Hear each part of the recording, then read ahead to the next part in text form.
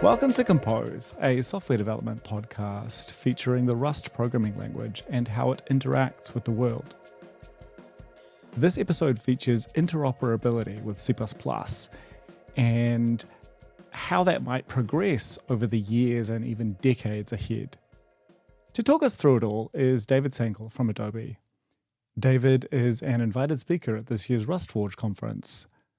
RustForge itself is happening in Wellington, New Zealand, and you're still very welcome to come. For those of you who would even like a discount, try visiting rustforgeconf.com/compose. I guess I am at heart a computer nerd, so I'm sitting here and in front of me is like these little microprocessors, right, that I'm just programming for fun. But I guess who I am probably of interest to this community, I am a principal scientist at Adobe, and I run Adobe Software Technology Lab. And that is a team which is focused on what is going to be happening in the next 10 years with software development. And we're very much, our heads are in that space, and we have to figure out how we're going to have Adobe align with that future, and also how can we help steer the industry so that it can better support what's going to be happening going forward. So that's my day job, and I'm also very involved in the C++ standardization committee, and now more recently involved in Rust, and specifically Rust Interop, and doing that at Adobe. So I feel like me in a for many nutshell. people, that kind of sounds like a bit of a dream job. Look, basically, It is a dream job. Let me tell you a story about that because it's funny. So Sean Parent, who is known in the C community, was running this team, and he invited me to join it. And he said that he sold it pretty much as a dream job. And it was like, this is my dream job. And I got there and he convinced me to swap positions with him. So I would run the team and he would have my dream job. And he managed that.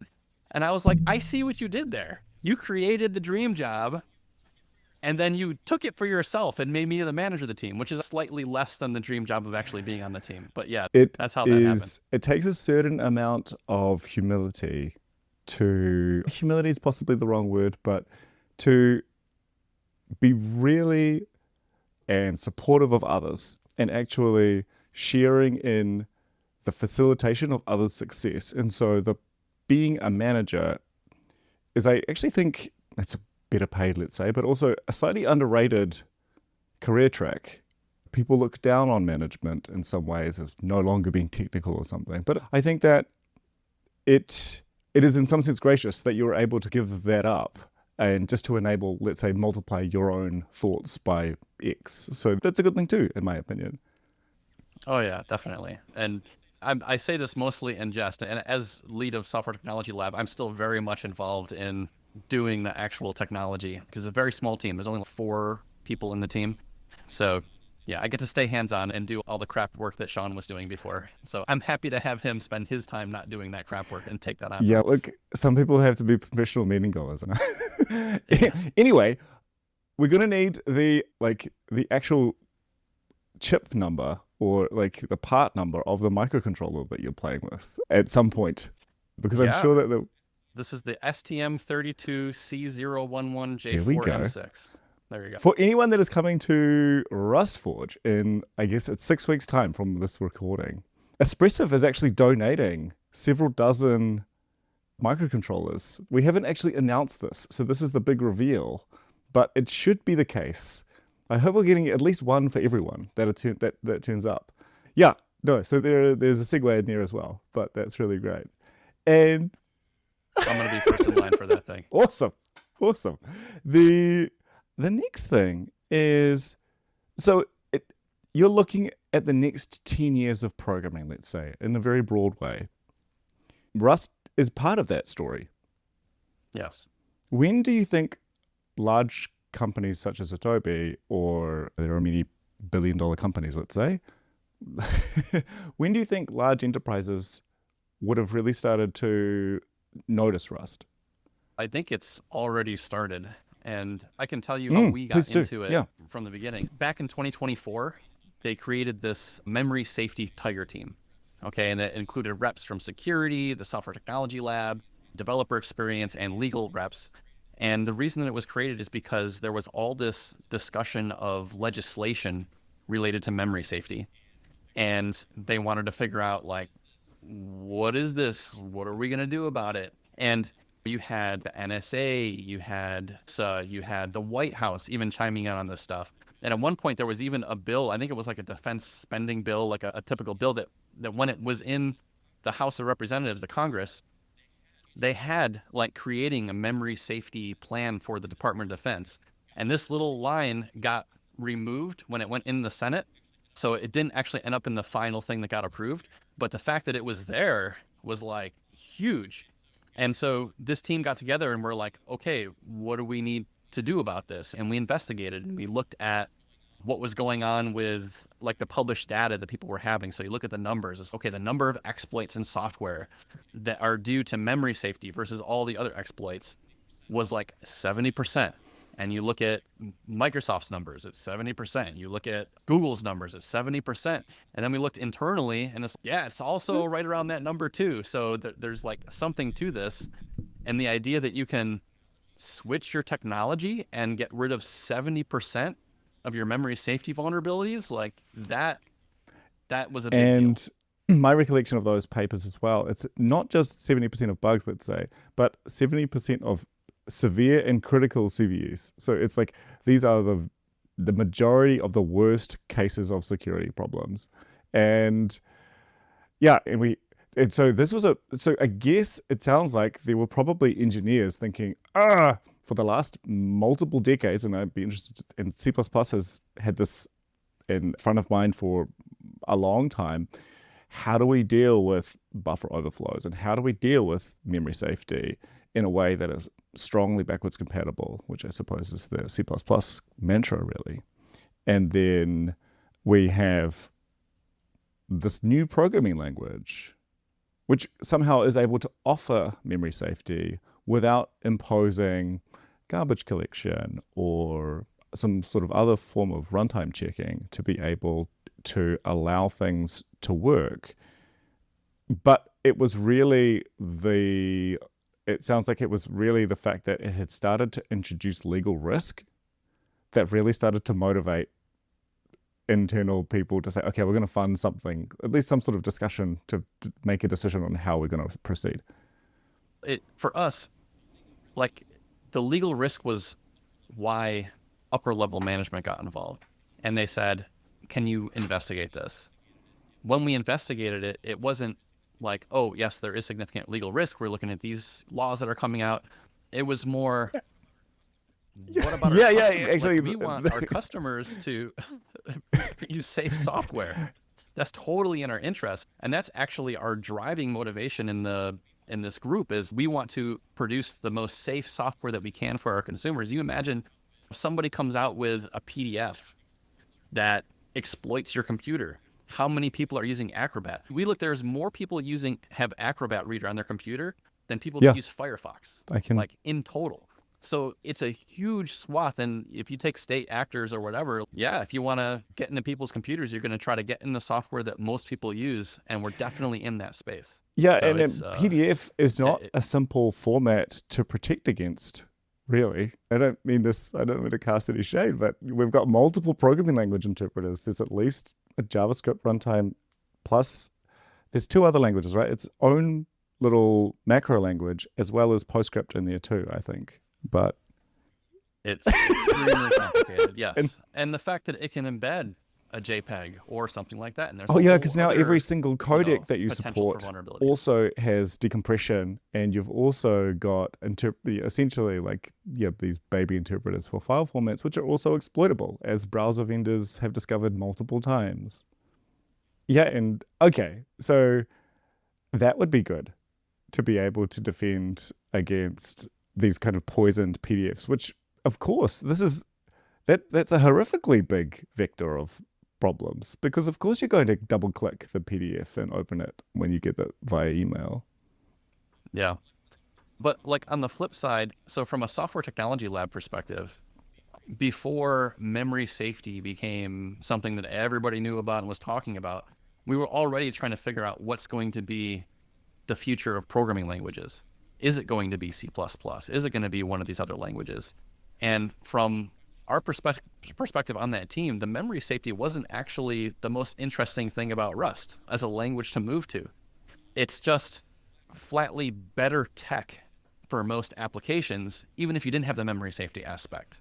If you look at like enums, pattern matching, traits, like all the procedurally macro driven libraries that are in there.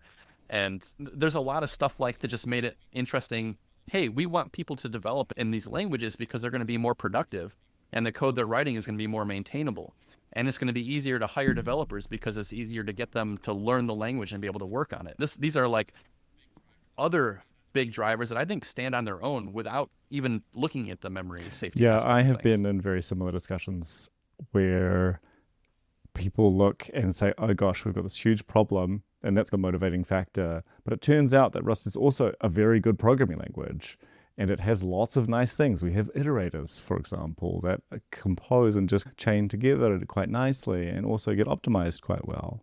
And then, from the point of view of comparing Rust to, let's say, a Java, C Sharp, or even a Python or something, and my background is primarily in web services and so forth, but we would also say that we could probably reduce memory by, I don't know, 90%. And the cost of running an application, suddenly we only require 80 megabytes of RAM at steady state. So we don't need giant instances with lots and lots of heap. So actually, we are able to produce applications that run faster, serve users quicker, and are also more secure. And yeah, and by the way, yeah, also Rust is quite a nice programming language. And now we've got this other Yeah. problem that you're advocating for a programming language, or at least saying to the rest of the company, by the way, the grass is greener over there. How, but at some point, the immune system of the organization responds to you and says, we have a lot of other languages. We don't want to add another one to the mix. Yep. And we definitely see those really healthy immune system responses, just like anywhere else. And I think that a lot of what's been useful to dispel some of the concerns that people have has been the great data that's been put out there. So one of the concerns someone might say is, oh, but Rust is really complex, right? It's a hard language to learn. We can't wait for people to spend 3 years learning this language to be able to be productive in it. And then for that, point out to the Google study that came out where it was like, I think it was after 3 months of development in Rust from someone that has no experience at the beginning, 2/3 out of people felt like they were very confident and productive in this language, right? So that you just point to the data. It's like you can go with your anecdotal feeling about it, but why do that when we can look at the data when there's been like good studies that have been put out there? And so a lot of things like this is just like getting the right information in front of people so that they don't have to go based on their gut. They can go based on something more solid and tangible. I think that's been extremely helpful. I've never worked at Google, but I've got lots of friends there. And one of the things that makes me believe that research is that Google has full control over its build system and the developer experience as well. Mm-hmm. One of the things that I would really like to pick up on was another claim around hiring, because I've heard that hiring Rust developers is really hard. So one thing I can say is that hiring C++ developers is incredibly hard.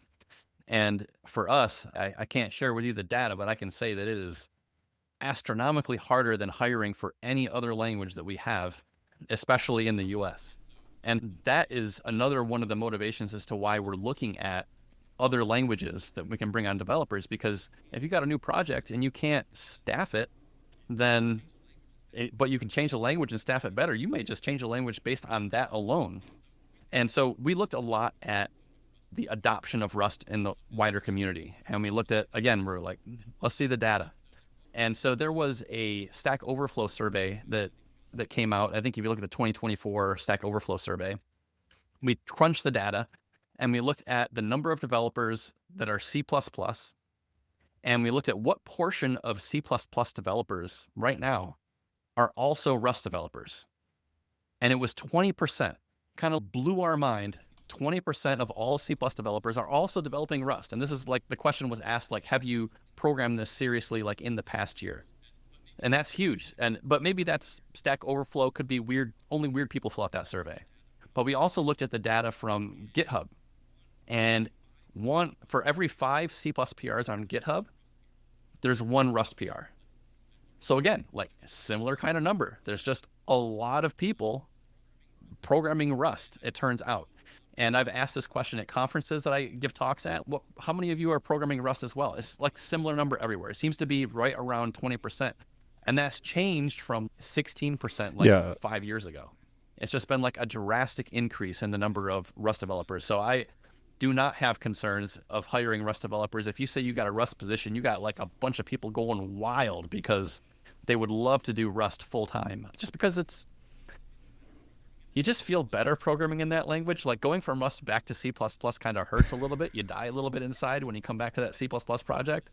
And so there's just enough enthusiasm for it. That isn't a concern. Although people raise it, but look at the data. Again, it really isn't in actuality a concern. Yeah, there is a lot of, I forget the term, but there's a particular psychological bias where we are afraid of change because of its loss aversion, I think, where people are hesitant to take on change or risk even when the outcome is likely to be positive. The other thing that I have found people resisting is this idea that Rust is as good as it sounds. People make this claim around, oh, it's a really lovely programming language to use. We finally have a genuine type system. Null pointers don't really exist in the language. And it's like, where's the catch? And I guess the next thing to chat about would be so Photoshop sounds like there are changes happening. What's happening?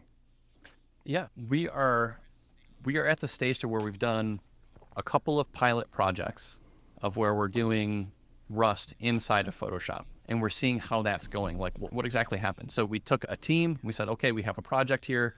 We want you to do this in Rust for Photoshop. What is your experience of that? And it came out what you would expect. The people who used the language loved it. They're reticent to go back to like a C++ kind of thing. After that, they saw the productivity gains, especially being able to use cargo. I mean, one of the most powerful experiences you can have is when you're like, I think it'd be nice if we had a JavaScript interpreter in this program. And you just add a JavaScript interpreter with like one line in your cargo thing. Like coming from a C++ background, that is black magic. That should not be that easy. Right?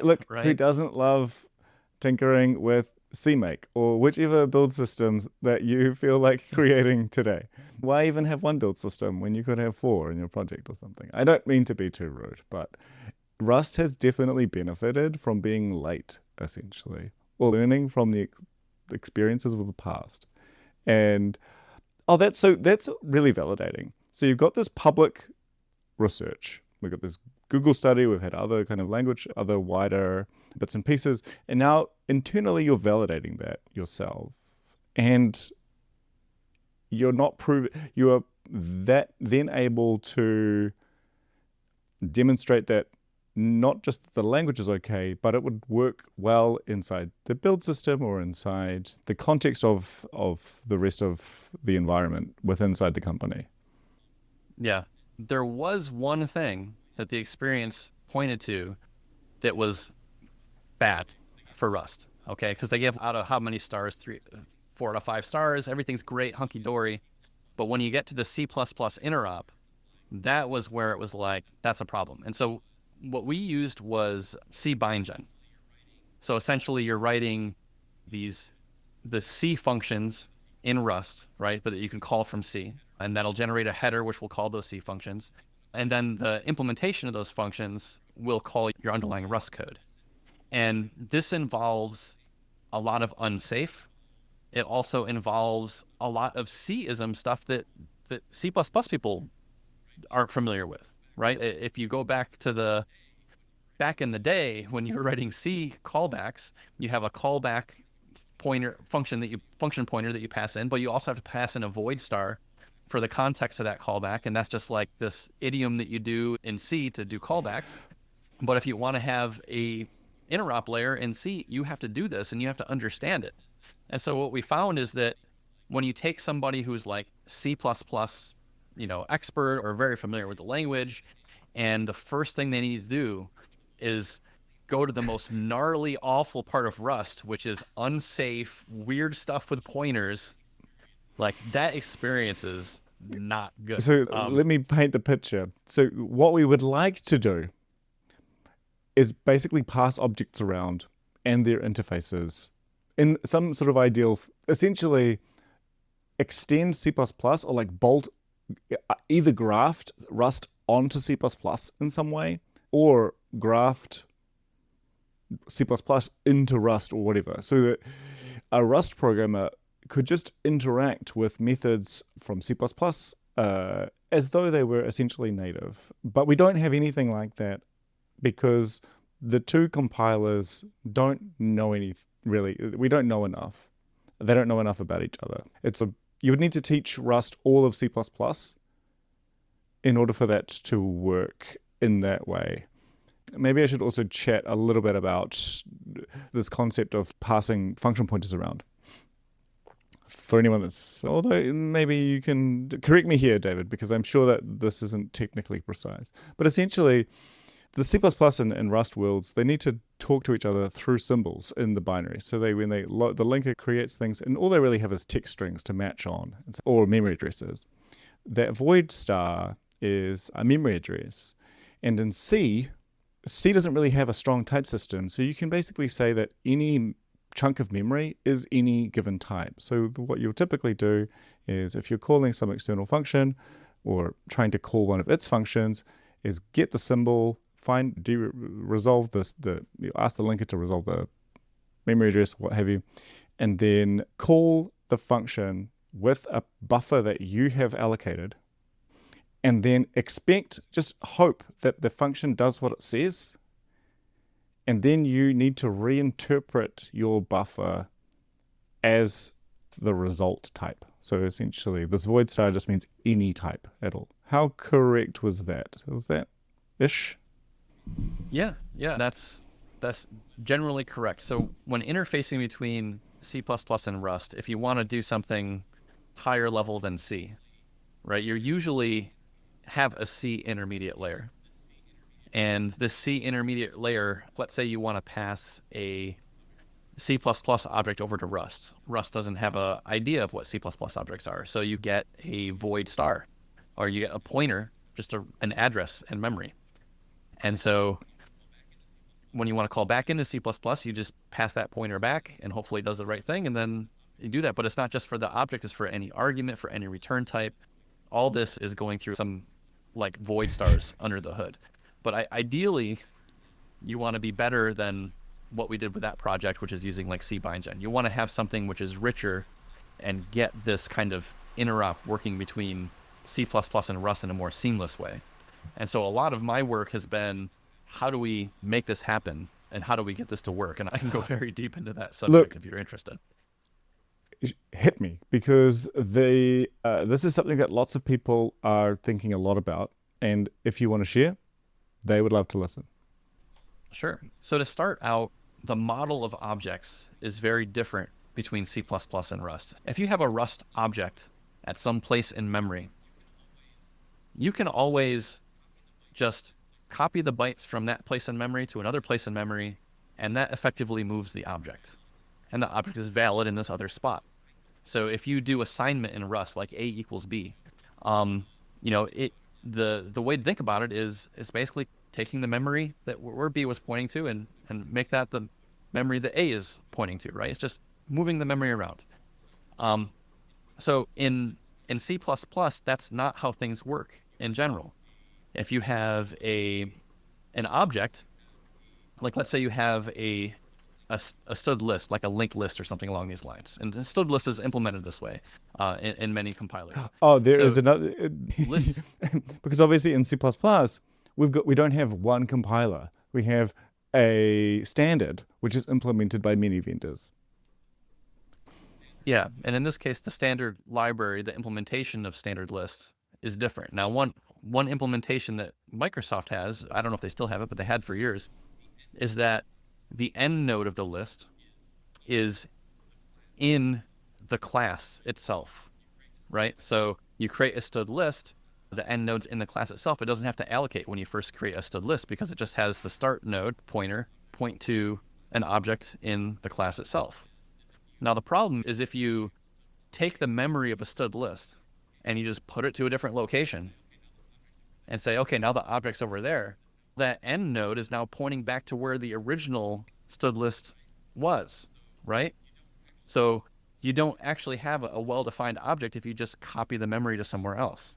The way that you move things in C++ is through a move constructor or a move assignment operator, where you by hand say how to create the object in the new location, which is equivalent to the old location. And that works totally fine with the stud list example because you just update that end node to the right spot. But this mismatch turns out to be a really big deal when you want to interact with Rust, because everything in Rust is you just copy the memory from one place to another. And if you put a C++ object in Rust and you just assign it to something else, now all of a sudden you catastrophically broke your object. And so that's like a major problem if you want to be able to talk about C++ objects when you're operating within Rust. Wow. Yeah, no, that makes a lot of sense. And it's a pretty gnarly problem because you've got essentially two worldviews. And I was thinking, oh, couldn't you just overload the copy trait for particular bits and pieces? But then not really. No, that sounds tricky. It's very tricky because Rust gives you this guarantee.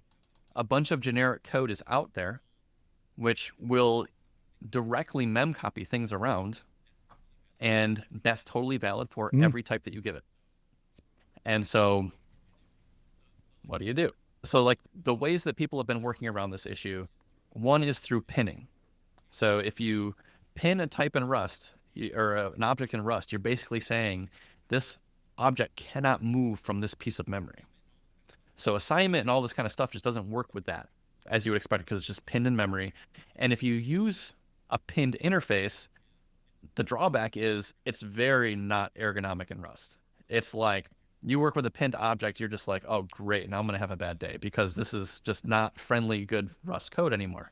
And so the CXX crate, which is one way to do C++ Rust interop, follows this method, and then you have to deal with that as a drawback. Another option, and this is what Zengar does. So Zengar, Z-N-G-U-R, it's not very well known yet. I'm trying to get more awareness to this C++ interop solution because it's very good in many ways. But anyway, Zengar, what they do is they say, okay, we'll just allocate every time we create a C++ object. So it always creates a C++ object on the heap. And that way, when things are assigned, you're just copying that pointer back and forth. But then you're paying a heap allocation, right? And that we lose our high performance there. At least, yeah. So just, and this is probably obvious to most, but I'll just reiterate it for my own ignorance, perhaps. But memcopy is like ridiculously tricky, which are like single digit cycles time probably. Whereas, and so this is a millionth of a second in nanosecond scale, and then a heap allocation is anywhere 10 to 100 and 150, let's say. It's a lot of time if you're creating a lot of objects, or if you're just doing assignment a lot, like sort of updates, and you have to pay that cost every single time. That would be annoying. Yeah, if I recall correctly, it's 1,000 times slower. So it's a substantial thing, especially if you get a vector of these things. Now you pay that for big O-N. Yeah, although references, I guess, which are just pointers really, can obviously, in the Rust world, we call this like the U size, or the size of the bits of the CPU architecture, they're instantaneous to copy around anyway. So this is one of the advantages of like plonking things on the heap. You amortize the cost of that allocation once, because you can now memcopy as many times as you require later on. Yes. Yep. So there was a new feature that got added to C++ 26. We're in 25, so it hasn't come out yet, but it's in the latest C++ draft, called trivial relocatability. And what this does is it identifies the types in C++ to a rough approximation that can be mem copied around. Because it turns out that stud list example, like that's an outlier. Most things like a stud vector, most classes that you would write, you could actually just move the memory to a new location and it would work okay. It's technically undefined behavior, but it works because that's just how it is. So the idea behind trivial relocatability was to see if there's a way to make this carve out of types that support this and make that defined behavior. And so the thought was, oh, okay, then maybe any type which is trivially relocatable in C++ 26, we can put this on the Rust stack and do stuff with it. If I only it did were that note that easy. this was in the past tense. The problem was there's a new architecture that Apple's coming out with. It's called ARM64E. And it's a security, an ABI change primarily created for security purposes. And what they did is if you have a polymorphic type in C++, so something that inherits from something with a virtual function, that needs to have a vtable in C++. In case you cast it to a base class, you need to point to the right function and so on. And so there's a pointer in every polymorphic object to the vtable, right? And this pointer is transparent to users. You don't actually see that it's there or whatever. Mem copying objects with a vtable is totally fine up until ARM64E. And what they did for security purposes is they said, look, the vtable pointer is a great way for hackers to own your process, because they can just take that pointer and point it to their own code. And next time you call a virtual function, you're going into the attacker's code.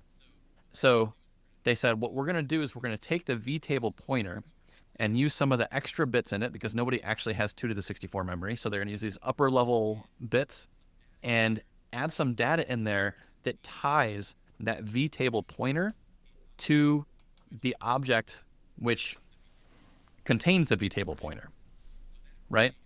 So that way, if an attacker changes the vtable pointer to something else, if it tries to execute that vtable pointer, it'll be like, nope, can't do that. You lost the signature, which ties So the the object. CPU will essentially So that's fault because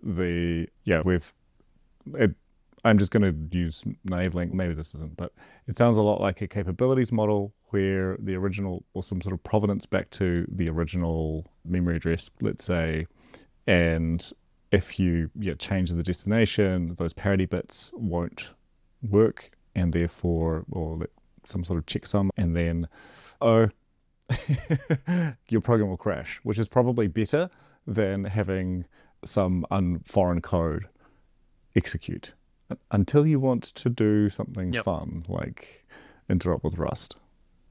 Yep, exactly. And so in the C++ world, they solved this problem by saying, okay, instead of saying you can mem copy all these types to move them around, you can call this trivially relocate function, and that will do it for you. You trivially relocate, it does the mem copy, and it does all the vtable pointer fix-ups. And that's all fine and dandy in the C++ world. But now you go back to the Rust interop, Rust isn't going to do any vtable pointer fix-ups for you, right? It's literally copying the memory. And so that kind of broke that idea. And so what we're trying to do now is add a new feature to C++, and this is primarily for Rust interop. And what this will do is, instead of having the primitive copy thing from location A to location B and then do the vtable pointer fix-ups, it's going to get a pointer to where it used to live and a pointer to the current location and do the fix-up that way. So it's essentially separating the movement of the memory from the vtable pointer fix-ups. If you have that, then on the Rust side, if you get an object, and this is hard to explain in the podcast, Yeah. I'll do my best. It's not the best. You It's not the universal medium. Let's say. Like, yes. You create your object on your C+ object on the Rust stack, but you add a little bit at the end, which is enough for a pointer. And so when you initially create the object, you have all your data for the object, and you have a pointer which just happens to be set to where that object's location is. Now on the Rust side, you can assign, you can move things around. Now the object is in some other location somewhere else. And that pointer is still set to the original place that object lived. The data for that object is the data that what it used to be, but it's just in a new location. Now, when you call a C+ function, you need to make sure this is all fixed up. So when you call your intermediate C layer, which eventually calls your C function, that intermediate C layer will call that special new function that got added to the standard, which says, hey, here's the pointer to the old location, here's the data at the new location. It'll fix up all the pointers for you, and now it's valid and defined behavior to call that C+ function that you were calling. That sounds innovative. Well done. Have you unlocked the puzzle? Have you solved the puzzle, do you think? Or at least... I think we may have. There's still some open questions on how to deal with this on the Rust side, because that works fine and dandy for C++ objects you create in Rust. But what if C++ gives you an object or a reference to one of those objects? Now that one doesn't have the little space at the end with the pointer. So that might be a different type. You might want to convert it to one with the pointer thing at the end. I don't know. There's some thought into how to deal with that. But yeah, no, that seems like a decent enough chunk of the problem to be a good step forward. Because I presume that if I was importing a C+ library from Rust, most of the time I would be initializing the objects rather than essentially receiving an object that was created in the library itself. So, no, that's really interesting. How does a change like that happen? It must be, this is a little bit about how the committee works, but there must be years of deliberation for things like this to make progress. With the committee, there's a lot of formalisms and structure and all these kinds of things. People frequently get defeated by it because it's just like too overwhelming, too complicated. But if you understand it, there are tricks that you can do. So here's the trick that we're going to do.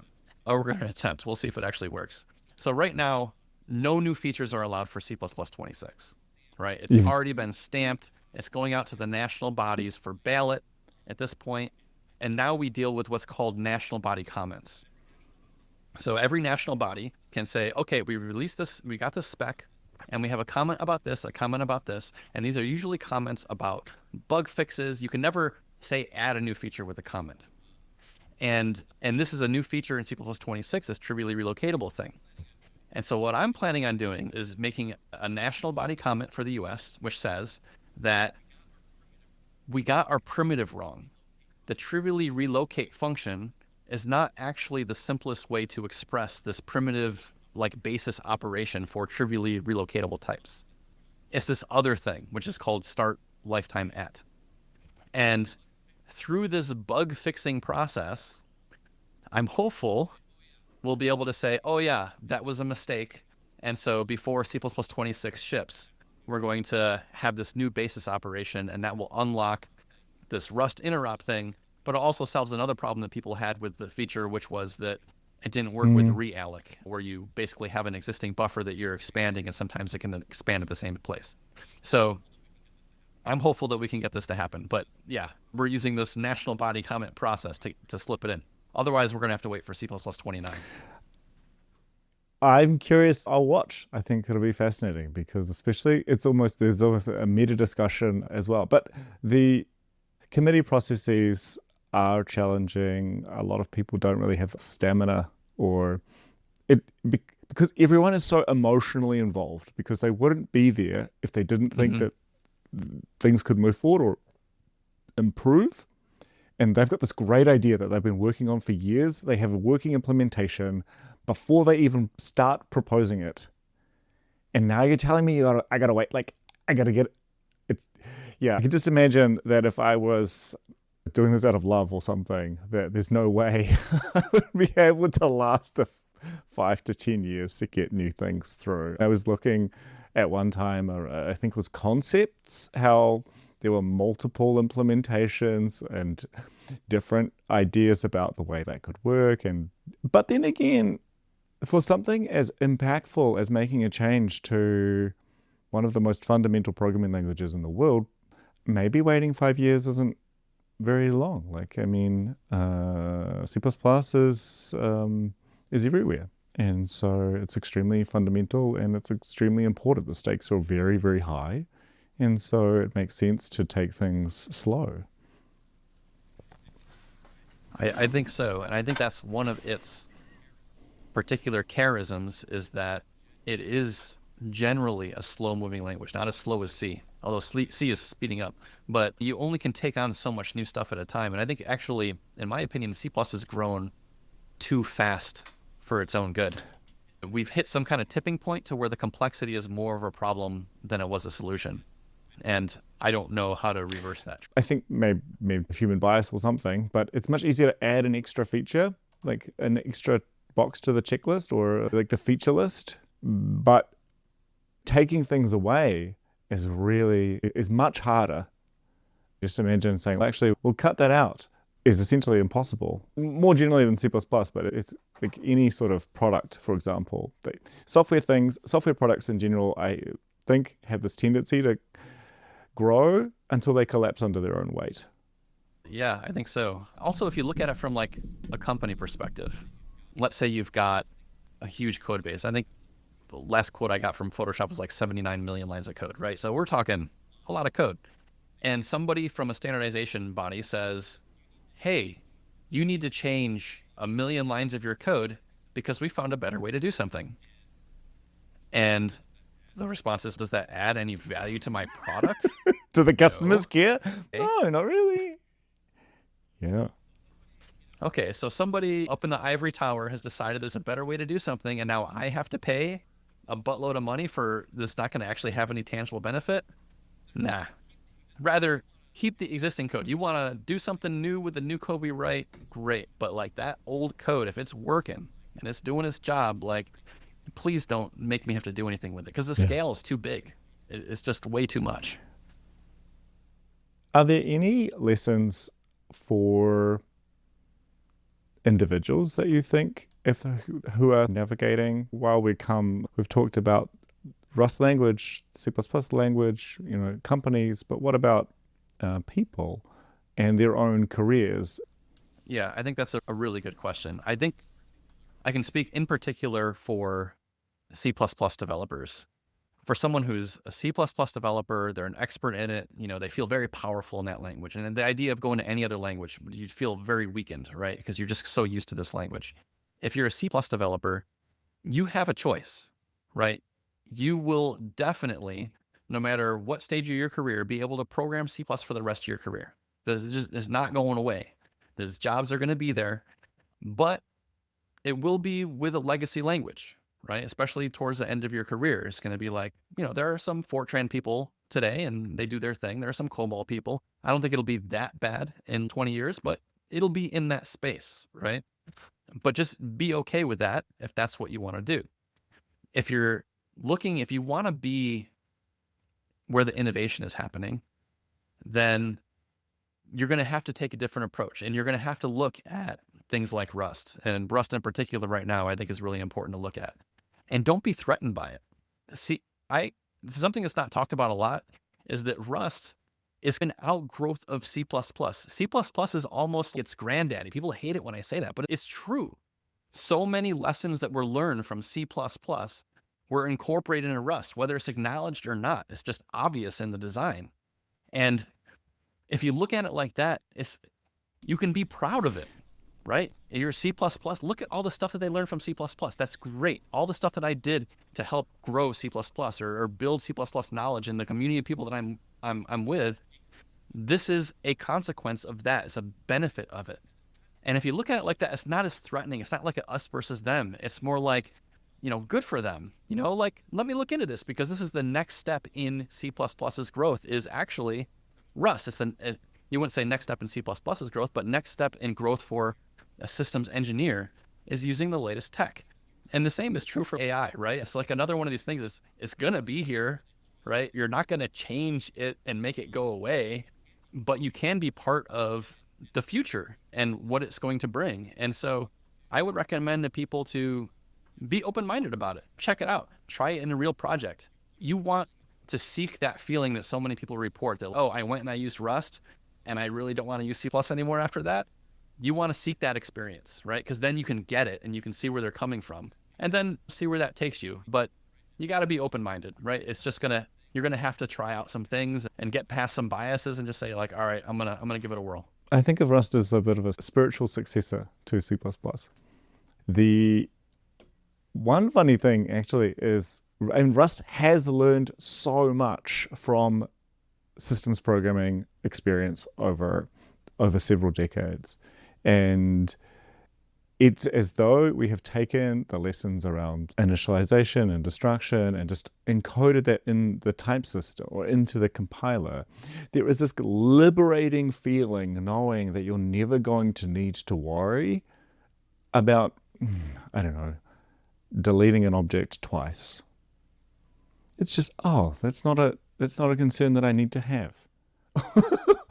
Perhaps, but another thing is maybe they front load the concern because you know your design needs to be correct. But also, isn't it so much better that you get told that there's a problem early before you get told by your users that there's a problem, or worse, so they don't tell you because they don't know and they've got introduced some sort of horrendous bug. By the way, that a lot of that stuff around C++ was accidental. I am not going to be able to find the reference, but Graydon Hoare was talking, I think it might have been on Twitter, or saying that was not the original intent with Rust. The original intent was something much more closer to Go, where or I guess much more, with a much greater focus on concurrency. But then when it was adopted by Mozilla, the Firefox group really wanted to essentially be zero-cost abstractions all the way down and had this very heavy practical focus on being as lean at runtime as possible. Because if Rust was to ever compete, it needed to shed its runtime, which it had at very pre 1.0, like it's now over a decade ago. But it's a slight accident of history, but also really positive that the language was incubated in production. The idea that we were creating a programming language to be able to work in the context of a C+ program to enable multi-core. And that was a multi-million lines of code base built by many teams. And so all of those features were like part of how it grew up out of a hobby project originally. I think it would be like, this has just been such a really nice arc all the way. And thank you so much for sharing your thoughts. Has there been anything else that's popped into your mind as we've been chatting that you're like, oh, I should tell people about that? I guess probably the biggest thing is check out Zengar for doing C+ Interop. It's way less known than it deserves as a C+ Interop layer, like very interesting. That's probably the biggest thing that comes to mind. Okay, fantastic. I am so looking forward to your talk in New Zealand next month. I feel so incredibly honored that you have decided, that you accepted our offer to come down here. And I hope that you have a very enjoyable experience in the country. Until then, I hope that you also actually enjoy the process of preparing for a talk. I know that you'll have a very receptive audience. So thank you both for sharing your time and sharing your expertise. So thanks, David. Oh, thank you so much. I am so psyched about the conference, so I can't wait to be there.